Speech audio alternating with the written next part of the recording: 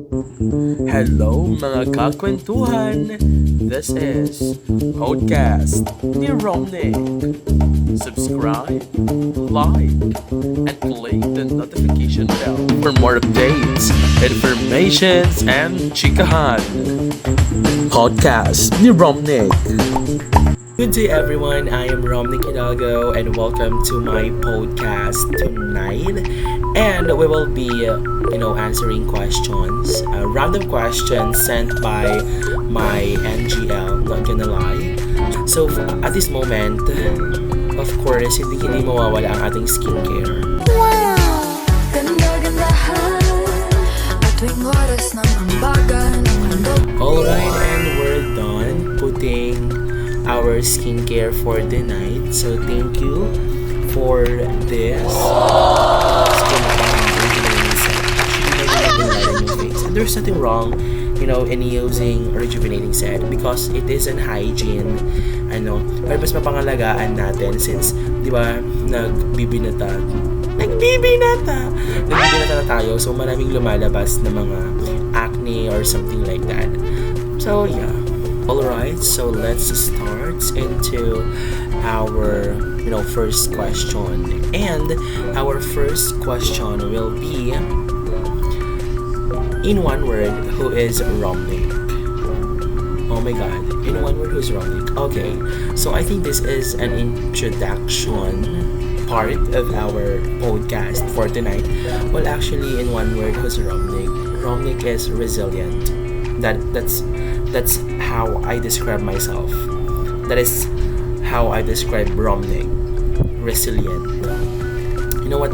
Despite of those struggles and problems that I faced, those dilemmas, I still here and still continue living because I believe in the saying that life always goes on. So yeah, I describe myself in one word, that is resilient. Pagiging matatag. Alright, ang dami ko nang nasubukan at na-face na challenges sa buhay. But look at me, I'm still learning, growing, and still believing in my goals, achieving my dreams and goals in life. So, if I will describe myself, if I will describe Romnick in one word, that is resilient. That's all. Alright, next question tayo. Alright, let us now move on to the next question. Kung ako daw ba ay isang magbabahagi ng story, sabi niya dito, ano nga ba ang title ng story ko? Well, actually, sino pa muna si Romnick? Romnick is a very enthusiastic. I'm also a student leader and youth leader. Actually, I am now 18 years of age, but I experience a lot in terms of leadership, academics, by being a journalist. Actually, I also one of the SK officials in my barangay, playing the role of SK secretary, and I am also the current vice president of my organization in my school, Isabela State University Kawain campus, as vice president in the iHopes organization. That is our organization into our program, Bachelor of Physical Education. And sinasabi ko kanina, I said a while ago that I'm a journalist. Yes, I also participated in regional level at Lalo Cagayan. So I'm a sports writer. And I also do hosting. Actually, ito ang gigs ko. I also do hosting. And ano pa ba? I am makeup enthusiast. Makeup enthusiast. Grabe naman. And I love singing. I love music. You know what? Music is one of my medicines. Like for real talaga. And I love also dancing. Kaya nga ako nasa PIPED program. Chilies. So, it's not for being dancer naman. Okay, the question a while ago. So, the question is, ano ba ang magiging title ko? Ang magiging title ko will be Continue Living. Why? Because we only live once. So, we just continue living, enjoy life no matter what the struggle is. as an individual and as a person, no matter what problems, that we face, mababa man yan, mataas man yan, or malaki or maliit, continue living. Walang makapagbibigay sa atin ng another life, kundi tayo lang din. So every minute, you need to seize every moment. So yeah, that's all. Okay, so next question is this one. SK, bakit hindi na daw kami? Bakit hindi na daw kami nagpapabasketball tournament? Well, actually, it's not our role and responsibility to provide a basketball tournament every moment, every program. We know the objectives at gusto nyong ginugol ninyo about this sports, but let's give an equal rights na lahat dapat ng mga youth natin ay nakikiparticipate sa mga sports kung saan suitable sila, hindi lamang sa larangan ng basketball.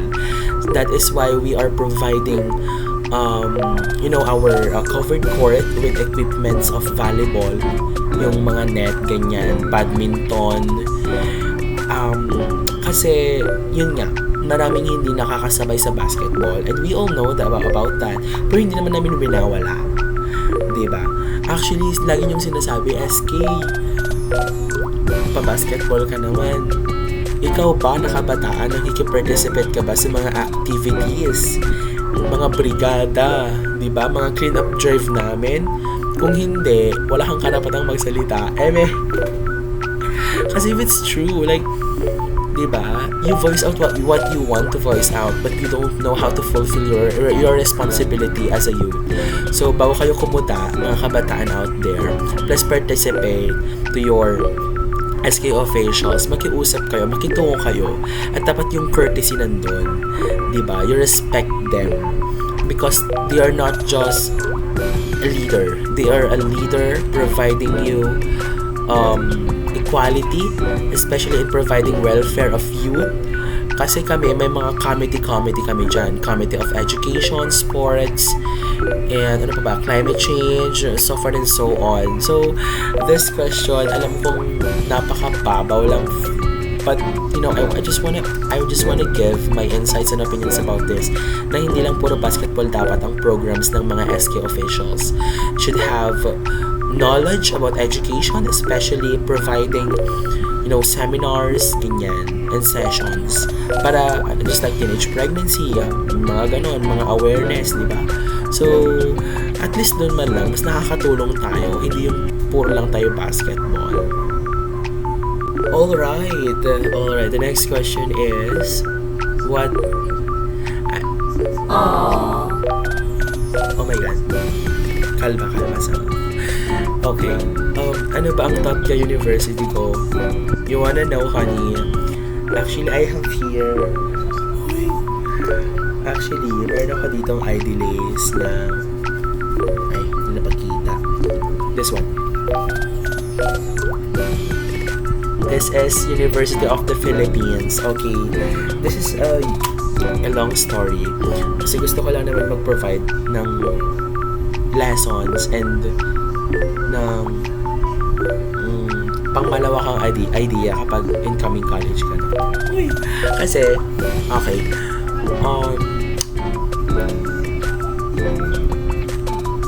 I'm getting emotional. I'm so sorry. Kasi thought ko, university ko talaga ang University of the Philippines, lalo na sa Diliman. Pero, akala ko, hindi namin kaya sa Diliman, diba? So, nag-Baguio ako. University of the Philippines, Baguio.